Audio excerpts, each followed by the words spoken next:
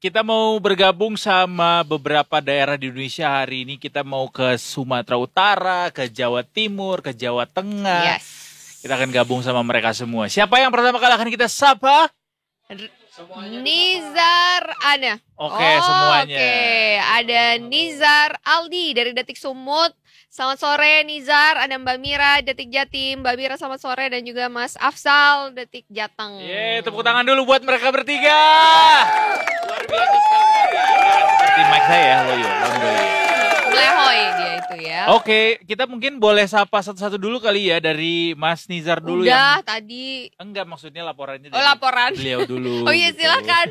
Belum. Ya. Belum Mas. Bang Nizar dari Detik Sumut, boleh cerita ke kita apa aja yang bisa dilaporkan dari KPUD di Sumatera Utara, kemudian siapa saja yang sudah mendaftar, kemudian mungkin ada hal-hal menarik yang dilihat di lokasi yang bisa dilaporkan ke kita. Silakan, Bang Nizar.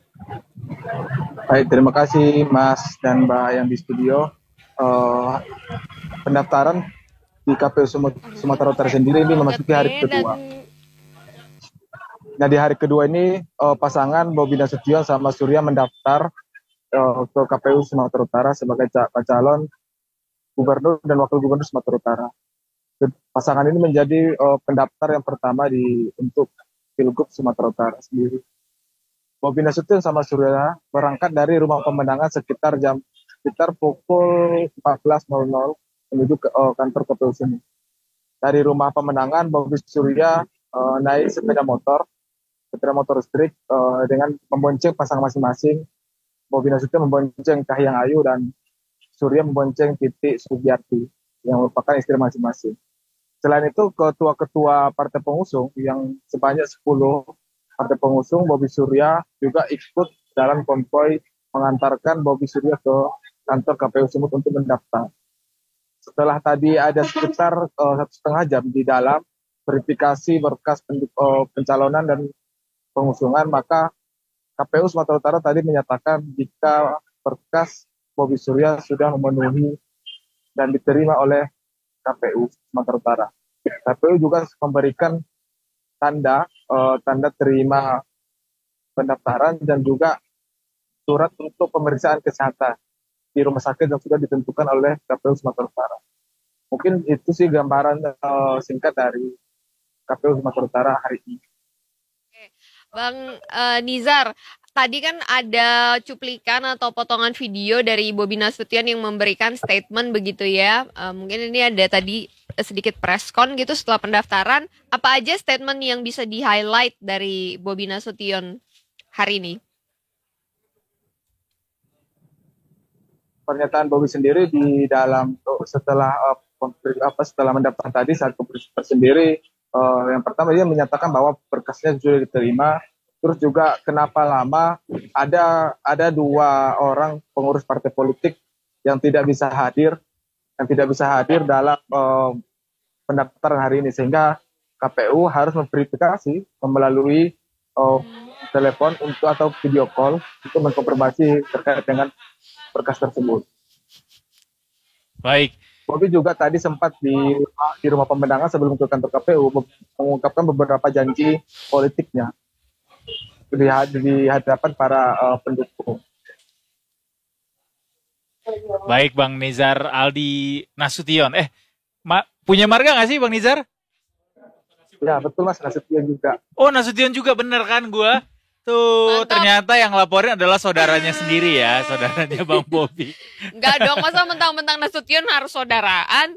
Iya bener. Masa sih? Di Batak gitu. Kata kamu enggak waktu itu. Bisa, Bang Nizar bisa minta duit ke Bang Bobi kalau kayak gitu. Enggak ya. Oke, Bang Nizar, terima kasih banyak laporannya. Kita mungkin boleh beralih ke reporter kita selanjutnya yang ada di Detik Jatim. Ya, di Detik Jatim ada Mbak Mira. Iya. Hampir aja gue mau bilang Mbak Kofifah. Mbak Mira ya. Baiklah. Mbak Mira, gimana nih dari KPUD Jawa Timur, apakah sudah ramai? Lalu seperti apa kehebohan di sana? Boleh dilaporin ke kita dong? Ya, halo. teman-teman di studio. Aku mau ralat sedikit. Kita dari tim Jatim tadi sudah bergerak dari KPU, sekarang ada di kantor Detik Jatim di Surabaya. Oke. Tadi kami memang dari pagi memantau langsung pendaftaran kedua paslon ini, Hovifah dan Emil gitu, ke KPU. Jadi mereka datang sekitar pukul 9.50 bareng 14 partai pengusungnya, pengurusnya masing-masing gitu. Terus tadi Hovifah dari rumahnya sempat mengendarai motor listrik sendiri karena memang uh, tema kampanyenya ini atau tema hari ini tuh go green gitu. Jadi setelah dia dari rumah dia naik motor listrik gitu, terus dia diarak pakai kesenian khas Madura sampai ke depan kantor KPU sekitar pukul 9.50. Lalu kemudian diterima oleh teman-teman pengurus KPU di lantai 2 aula untuk penyerahan berkas dan dokumen. Kemudian setelah itu mereka menyampaikan keterangan pers, jadi kurang lebih sama sebetulnya flow-nya dengan teman-teman di Sumatera Utara tadi aku dengar. Terus kalau misalnya tadi juga kalau di KPU sendiri sudah ada konferensi pers penutup karena memang di hari kedua ini kan untuk pendaftaran pasangan calon ini dibatasi sampai pukul 16.00 dan tadi KPU juga bilang kalau pemberkasannya dari paslon Hovifah Emil ini sudah dinyatakan lengkap dan keduanya selanjutnya akan menjalani tes kesehatan yang dijadwalkan berlangsung pada Kamis besok gitu. Tapi kita akan tunggu juga update-nya. Terus tadi setelah pada masa konferensi pers gitu, Hovifah tadi berserta 14 partai pendukungnya. Sebenarnya ada 15, tapi satu partai ini partai yang tidak lulus verifikasi. Jadi kita bilang 14 partai pengusungnya ini menyampaikan konferensi pers. Ada beberapa statement yang menarik menurut aku. Tadi dia sempat flashback sedikit gitu terkait masa kepemimpinan 5 tahun sebelumnya, di mana dia menyampaikan setelah 5 tahun kepemimpinan dia dan Emil, salah satu pencapaian di bidang lingkungan yang bisa mereka beritahukan adalah Jatim memiliki hutan mangrove terbanyak di Pulau Jawa gitu. Nah, terus dia juga menggarisbawahi bahwa ini merupakan pencapaian tim yang tidak bisa dia capai sendiri gitu, teman-teman. Oke. Kalau untuk jadwal lain sendiri seperti Ibu Risma sudah ada jadwalnya kah akan mendaftar kapan atau justru ada nama-nama lain nih atau mungkin yang calon dari PKB mungkin yang katanya akan mengusung nama atau calon sendiri? Oke, nah tidak seperti prediksi kita beberapa hari yang lalu kalau misalnya Pilkada Jatim ini akan sepi, ternyata Pilkada Jatim ini malah jadi ramai karena ada 3 pasang calon yang kami dengar akan segera mendaftar. Yang satu sudah mendaftar tadi pagi, yang satu itu ternyata poros PKB sendiri mengusung kedua kadernya yakni Luluk Nurhamidah dan Lukmanul Hakim. Nah, keduanya ini katanya punya background yang bagus karena dua-duanya merupakan legislator. Kalau Luluk Nurhamidah sendiri ini ketua DPP PKB yang juga anggota Komisi 4 DPR RI periode 2019-2024. Lalu kalau Lukmanul Hakim ini sendiri dia juga anggota DPR RI dari fraksi PKB mewakili Dapil Jatim 9. Dan ketua DPP PKB bidang perindustrian serta perdagangan. Nah, keduanya menurut bocoran yang kami dapatkan ini akan mendaftar pada pukul 6 sore besok.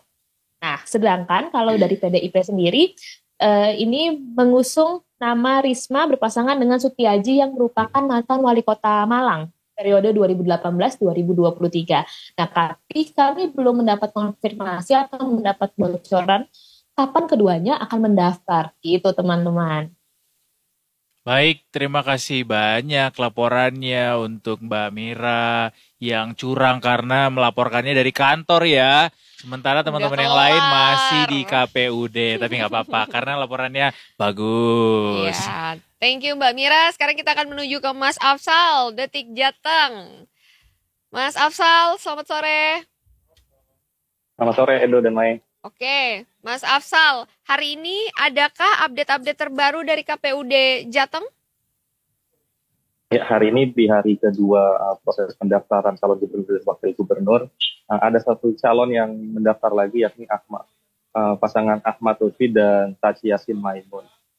Jadi memang sepertinya di Jawa Tengah ini kemungkinan hanya akan ada 2 pasang calon karena menurut matematis dengan pasangan Ahmad Lutfi yang didukung dengan 12 partai politik maksudnya, itu sudah tidak mungkin lagi ada partai atau koalisi yang partai lain yang bisa mencalonkan. Jadi kemungkinan di Jawa Tengah ini hanya akan ada 2 calon, ya ini pasangan yang didukung oleh PDIP, yakni Andika Perkasa dan Hendrar Prihadi, dan pasangan yang didukung koalisi 12 partai, yakni Ahmad Lutfi dan Tas Yassin. Dan memang karena mereka didukung oleh 12 calon ya, kemeriahan saat iring-iringan pasangan itu mendaftar ke KPU itu sangat terasa ya. Di sana mereka datang menaiki jeep dan membawa juga beberapa drum band ya, marching band yang mengawal pasangan tersebut, terutama saat di depan Komisi Pemilihan Umum. Nah, selain itu, pasangan tersebut juga diantar oleh Wakil Presiden terpilih, yakni Gibran Rakabuming Raka, dan juga mantan Gubernur Jawa Tengah Ibu Waluyo. Selain itu, seluruh ketua partai di Jawa Tengah selain Gerindra hadir untuk mendampingi mereka saat proses pendaftaran. Nah, seperti itu Edo dan Maya. Baik, jadi sesuai prediksi ya bahwa karena ini koalisinya besar sekali, jadi banyak ramai sekali partai pendukung yang ikut mengantarkan begitu ke KPUD, bahkan ada Mas Gibran juga. Betul, ternyata yang ya membawa. tadi ada Mas Gibran juga. Dengan berakhirnya dengan 2 paslon ini yang mendaftar, berarti besok ini kemungkinan tidak akan ada aktivitas di gedung KPUD Jateng. Ya betul, memang kemungkinan tidak ada pasangan lagi yang akan mendaftar, tapi KPU tetap membuka proses pendaftaran ini hingga besok pukul 23.59. Besok juga Komisi Pemilihan Umum Jawa Tengah langsung akan melakukan tes kesehatan ya, pengecekan kesehatan di Rumah Sakit Karyadi seperti itu. Baik, dari Mas Gibran sendiri ada sempat ngobrol nggak, Mas? Ya, kalau dari Mas Gibran sendiri tadi saat datang hanya menyapa para pendukungnya dan pendukung Pak Ahmad Lutfi dan Gus Yassin ini, namun dia tidak memberikan komentar terkait dukungannya seperti itu. Baik, jadi no comment ya Mas Gibrannya sendiri ya. Ya. Baiklah, terima kasih banyak Mas Afsal untuk laporannya. Ya. Kita kawal bersama pilkadanya, nanti laporan kembali akan kita minta mungkin untuk ini ya proses-proses selanjutnya dari pendaftaran masing-masing paslon. Iya. Terima kasih banyak Mas Afsal. Selamat bertugas kembali. Terima kasih juga buat teman-teman lainnya. Tadi ada Mbak Mira, ada Bang Nizar juga. Selamat bertugas kembali, sehat-sehat. Nanti kita nantikan laporan-laporan selanjutnya ya teman-teman. Terima kasih banyak. Bye.